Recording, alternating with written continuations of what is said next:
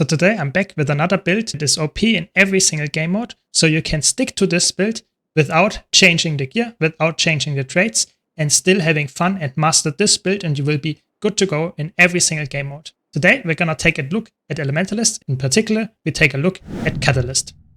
In my opinion, that's the best spec on Elementalist right now across all game modes, so let's check it out, shall we? Again, I will start with quickly explaining what Catalyst can do. So if you already know about it, be sure to skip to the next chapter. So Catalyst is the elite spec where you get access to your Jade Sphere, which gives you a lot of boons. It's also a fire field. In water, it's a water field, and so on. And that means that you can, if you blast it with the trait, will also get an aura. Other than that, Catalyst is very straightforward and plays almost like a core Elementalist. When it comes to the different game modes, again, we will use the same gear in PvE in World vs. World. This is what this build is supposed to do. So it is very versatile in that sense. You can play it in group content, in solo, open world, whatever you want to play it in. It's very good in there. But if you want to min-max a bit more, you can also, of course, change the gear and optimize it a little bit further for damage, for example. I'm just wanting to present a build here that is very, very good and reaches around 80 to 90% of the value of a perfectly optimized build in those game modes. So let's start with PvE gear. So for the gear in PvE, you want to run full Marauder with Fireworks Rune. Like I said, that's the best compromise when it comes to gearing for World vs. World and PvE. This gives you some nice precision to easily crit cap. You reach exactly 100% crit rate with Fury, so that's really nice. And of course, you also use full Marauder trinkets and weapons. For weapons, this is the cool part about this build. You can run whatever weapon you actually enjoy. So I personally think Hammer is the best option for World vs. World, but you can also run Dagger, you can run Scepter, Dagger. There are a lot of options. You can even run Spear. Everything works here. Just stick to one and play it in the same game mode. I personally think Hammer is the best all-round option because it's also very fitting for Catalyst, but there are a lot of other options that you can use. If you want to min-max for World vs. World, I would go with Cleansing and Energy Sigil. It also helps in soloing stuff. If you want to optimize for group content, I would go with Impact Sigil and Force for even more damage. You can also, of course, min-max that and have only Energy and Force or whatever. For Relic in PvE, I would go with Relic of Sakiros.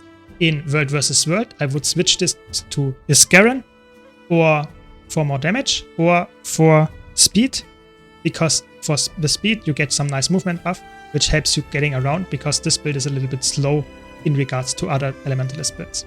So that's it for the gear, very straightforward, full Marauder, Fireworks Rune, and Sakiros Relic for PvE. When it comes to food, you can use Peppercorn Crusted Sweet Steak. Perfect, gives you minus 10% incoming damage and power and ferocity. If you can't afford the Ascended version, you can of course go with the normal version, which gives you power and ferocity without minus 10% incoming damage buffs, which would be the bowls of sweet and spicy butternut squash soup. For utility consumables, I would always go with the Superior Sharpening Stones or with the Potent Superior Sharpening Stones. When it comes to skills, I would say in PvE, you should always use Soothing Water with Relentless Fire for more damage. For repositioning, you can use Lightning Flash and Armor of Earth for stun break, nice protection and stability. It's very, very strong in PvE. For your lead skill, you can use Cliff of Elementals for damage. You can also use Fire, Greatsword, or Elemental Celerity, whatever you like. So there are a lot of options here. I would say the best option is Cliff of Elementals and Fire for damage, and in Water for healing. This build in a group scenario would be played as a quickness support, offensive quickness support. In a solo build, you can of course get a lot of boons with that. So how does it work? So for the traits in PvE, you run Fire, Arcane, and Catalyst. In Fire, you get some nice damage. You get a Condi Cleanse passively. You get more damage, and weapon shield recharges on Fire, and more damage. If you are in a solo scenario and not a group scenario, I would swap this Persisting Flames to Pyromancer's Puissance and Soothing Hours, just to get more Condi Cleanses. So this would be the solo set. In Arcane, you get some nice boons. You get concentration and recharge reduction on the elements. You get some health when you swap elements. You get some more boons here, and you deal more damage per boon on you. And you have a lot of boons on you, so that gives you a really high damage buff. If you need more healing, you can also swap for Evasive Arcana in Water, gives you a heal. But typically, I would say this is the better option. In PvE, that is. Then in Catalyst, you get more might and more elemental empowerment, which gives you more stats overall in combat. Really, really good. Then more elemental empowerment, and this is the trait that I mentioned previously. You get more auras. which you can use by comboing a field. That's quite nice because auras help, especially the magnetic aura can reflect damage and reduce damage with frost aura and stuff. So quite helpful here. Then you get a lot of boons with the Jade Spear, especially quickness is really important because it's also to your allies. So that's why you can play this build in a group scenario as a quickness support. And you get more boon duration. And you can use your Jade Spheres while other Jade Spheres are active and gain energy. This is really, really helpful. So this makes you just spam all your Jade Spheres all the time and you will use them off cooldown and have all the boons. It's really, really good. And if you want to have a build that is perfectly capable of soloing even legendary bounties, which this build struggles a bit with, be sure to check out this build, where I talk about the most broken solo catalyst build, which is being able to deal with stuff on their own, but is not as strong in group content or even competitive modes. So with that much out of the way, let's go back to our one in all build. So let's talk now about the rotation that I would use for the most part that is applicable to all game modes, but is mostly important for the group-oriented PvE content. So I would use the Glyph of Elementals in fire, and I would always use my Relentless Fire inside of the deploy Jade Sphere in fire. This is really important because the cooldown will be less. Other than that, of course, always activate your 3 skills and deal a lot of damage with all your other weapon skills. You always use a Jade Sphere of cooldown, and whenever you swap to a new element, instantly activate the Jade Sphere. This is possible because of the energy trait. In fire, you should always use your 2 and 4 and 5 skill. In air, you should use your 2 skill. While you channel it, you should swap to the next element. So that would be, for example, water. In water, you would use your 4 skill, your 5 skill, especially if you need healing and cleansing, and your 2 skill. And while you channel your 2 skill, you swap to the next element, for example, earth. In earth, you use your 5 skill. If you need a block, you use your 4 skill. But other than that, you would use your 2 skill. Again, while you channel, you swap to the next element, which would be, again, fire. And so this is the loop. You rotate through all elements. Regarding the 3 skills, you should always use them off cooldown, but this is the important part. They have, I think, 15 seconds where they are up, or 10 seconds, something like that, where the orb is rotating around you.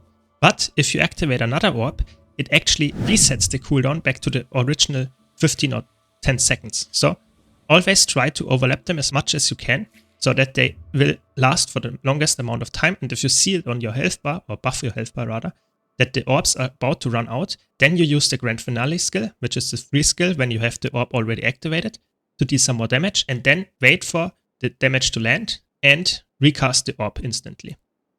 So for the World vs. World version, you of course, like I said, use exactly the same gear. Again, I would recommend highly to use Superior Sigil of Cleansing and Superior Sigil of Energy in World vs. World. It's just the best option. For this is a roaming build. You can somewhat use it actually in Cirque Play because you do some nice damage and you have some nice boons as well, but it's not optimized for that, so be aware of that.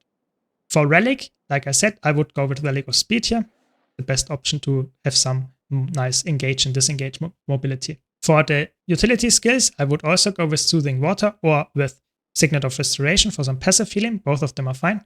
This one also cleanses, so might be better if you face condition foes. Then you have, of course, Lightning Flash for teleporting. You have Armor of Earth, which has a longer cooldown in World vs. World, but still very worth it.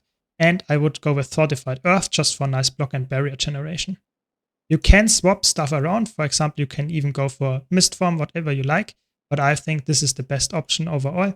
And then Elemental Celerity would be the go-to option in World vs. World because it resets all your weapon skills on one element. Again, Hammer I think is very good in World vs. World. Dagger is also very good, but Spear and Scepter Dagger can be played. I would say it's not as strong there. When it comes to trait changes for World vs. World that I would do, let's take a look. So I would always use the Slaughtering Hours and Pyromancer's Puissance trait just to get the maximum amount of defense while still having a lot of amount of might application. For Arcane, I would actually do quite a lot of changes. I would go for Renewing Stamina and Lesser Arcane Shield so that you get an Arcane Shield when you use your elite skill. That's really helpful. 3 blocks can help a lot. And then I would always go for Evasive Arcana for the Blast Finisher and the Cleanse in Earth or Water respectively. And then Catalyst, I would go for Energized Elements for more energy gain and fury. I would stick to Spectacular Sphere, but I would swap to Staunch Auras for more stability. The gameplay is exactly the same, you just swap around 5 traits and then you would be fine. Like I said, this build can be played in World vs. World and PvE. If you want to know how an optimized version for World vs. World looks like. So slightly changes to the gear and how it's played. Be sure to check out this video. When it comes to PvP, I would swap around a little bit of the skills. So I would go for Signal of Restoration always. Or if you need more consequence, for Soothing Water. Those two are very valid choices. Then again, Armor of Earth and Fortified Earth, just very, very strong. And then you can either use Conjure Earth Shield, which gives you a nice invulnerability. Or if you think you need more mobility, you can go for Lightning Flash. Those two are the best options. You can also go for Arcane Wave for nice stun, or daze rather. But I would say I would rather go for Earth Shield or Lightning Flash. And again, Elemental Celerity. Again, this build is using Hammer in PvP. It's the best option. So for traits, I would go with Conjurer if you use Conjure Earth Shield. If you don't, go for Burning Fire. And then I guess, again, the two middle traits. In Arcane, use the same World vs. World traits. And in Catalyst, you also use the same traits. It's very straightforward. Just the competitive modes. For gear, you want to use, of course, Hammer with Cleansing and Energy. It's the best options for PvP. You want to use Marauder Amulet, so that you get more vitality because you're a light armor class with low health pool. So you have to get some more effective HP with vitality. You use Relic of Fireworks here to just get more damage, and Rune of the Dolyok for even more vitality and toughness. So very straightforward, almost the same build like in World vs. World. You can see in both game modes it works really, really well. It's a very strong roamer. It is a very strong side knower in PvP, and it is a very good build, not only in group play in PvE, but also as a solo build.